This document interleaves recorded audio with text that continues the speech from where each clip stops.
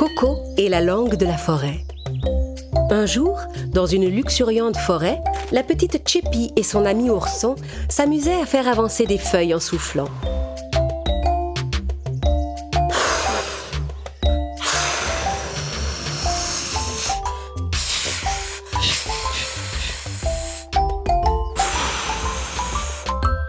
Oh, j'ai gagné!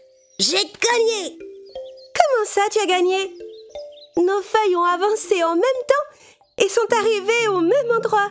Regarde! Oh, oui!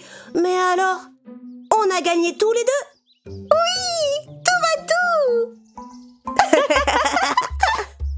Tchépi adorait passer du temps avec son ami ourson. Quand ils avaient faim, ils allaient voir ses parents et mangeaient avec eux les délicieux fruits de la forêt. Parce que la famille de Tchépi vivait avec les animaux de cette forêt depuis toujours. Leurs voisins les plus proches étaient une girafe et un lion. Un jour, Tchépi alla faire une promenade en forêt pour saluer ses amis les arbres. Alors qu'elle passait d'arbre en arbre pour les prendre dans ses bras, elle entendit une étrange plainte.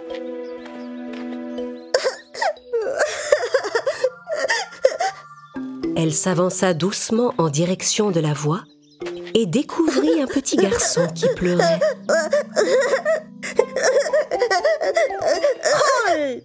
Je te transmets le bonjour de la forêt et du vent. Hein? Mais qui es-tu? Qu'est-ce que ça veut dire, Hoi? Je suis partout chez moi ici. Et c'est comme ça qu'on dit bonjour. Hoi! Tu habites dans la forêt? Eh oui! Je m'appelle Tchépi. Et toi, tu es? Coco. Mais je n'aime pas du tout mon nom. Coco? C'est un très joli prénom. Coco signifie nuit étoilée dans la langue de la forêt. Ah oui? Si je te le dis. Et mon nom à moi signifie petite fée aux ailes scintillantes. Écoute, petite fée aux ailes scintillantes, en fait, je me suis perdue. Je me promenais dans la forêt avec ma famille, mais je ne les retrouve plus. Ils doivent être en train de me chercher partout. Tu pourrais m'aider? Wakigouki. Quoi? Je veux dire bien sûr. Bien sûr, je vais t'aider. Je connais cette forêt mieux que personne, crois-moi. Tchépi et Coco se mirent en route à travers la forêt. Comment tu peux marcher sans chaussures? Tu n'as pas mal aux pieds? Chaussures? Qu'est-ce que c'est? Ce que j'ai aux pieds. Pour ne pas risquer de se faire mal en marchant. Ah ah! Tu veux parler des paka-paka? Nous, les habitants de la forêt, on ne porte pas de paka-paka quand on va saluer les arbres. Parce que nos pieds sont les amis de la terre. Coco était très impressionné par la vie de sa nouvelle amie. Comme Tchépi, il continua sa route en prenant chaque arbre dans ses bras.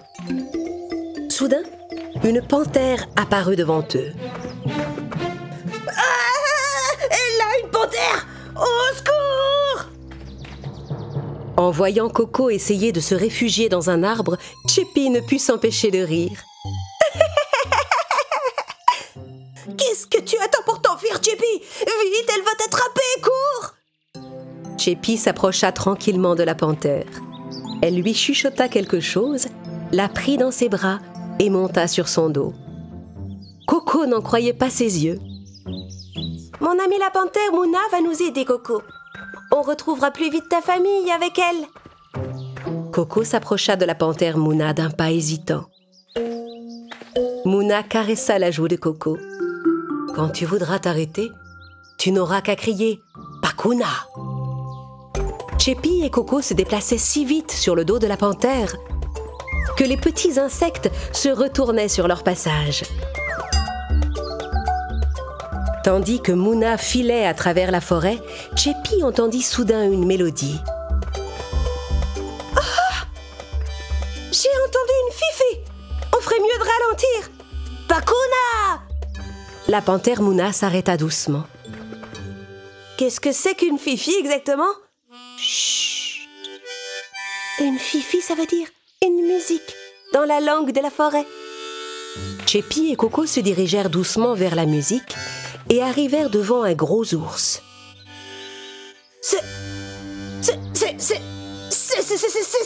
Oui, c'est un ours. Mais non, ça là, c'est mon harmonica. Un harmonica? Qu'est-ce que c'est? L'instrument qu'il tient dans ses mains. C'est avec ça qu'il joue la musique, je veux dire la fifi. Ça veut dire que ma famille ne doit pas être très loin. Cheppi s'approcha du gros ours et lui demanda où il avait trouvé cet harmonica. L'ours expliqua qu'il l'avait ramassé près du marécage. Il faut vite qu'on aille voir au bati-bati, Coco. Suis-moi. Au quoi? Oh, il faut que tu apprennes la langue de la forêt, Coco. Cheppi et Coco remontèrent rapidement sur le dos de la panthère Mouna et partirent vers le marécage, c'est-à-dire vers le bati-bati. Au bout d'un moment, Coco entendit ses parents appeler. À l'aide! Il y a quelqu'un? Au secours! S'il vous plaît, aidez-nous!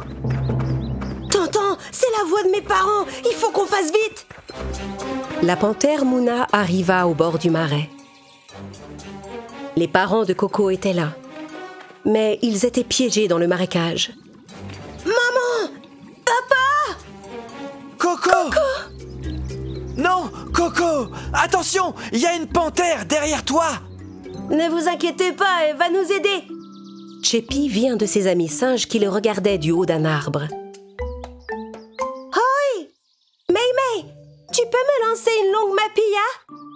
Elle lui demandait une longue liane solide. Qu'est-ce que c'est qu'une mapilla? Le singe lança la liane la plus solide à Cheppi. La panthère Mouna, Cheppi et Coco attrapèrent la liane d'un côté et lancèrent l'autre extrémité aux parents de Coco. En tirant de toute leur force, ils aidèrent les parents à sortir du marécage.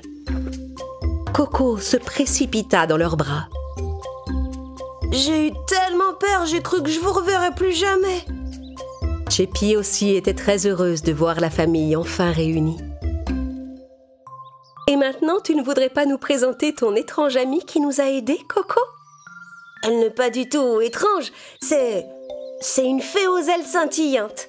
Une petite fée qui est amie avec les animaux et qui parle la langue de la forêt. Je suis très contente de vous rencontrer. J'espère qu'on se reverra un jour. N'oublie pas de mettre tes paka-paka la prochaine fois. Cheppi sauta sur le dos de la panthère Mouna et s'en alla. Au revoir, Coco. Je veux dire, nuit étoilée. Quand Coco rentra chez lui avec sa famille, son esprit était toujours dans cette merveilleuse forêt. En arrivant dans sa chambre, il alla à son bureau et écrivit dans son cahier les mots qu'il avait appris dans la langue de la forêt.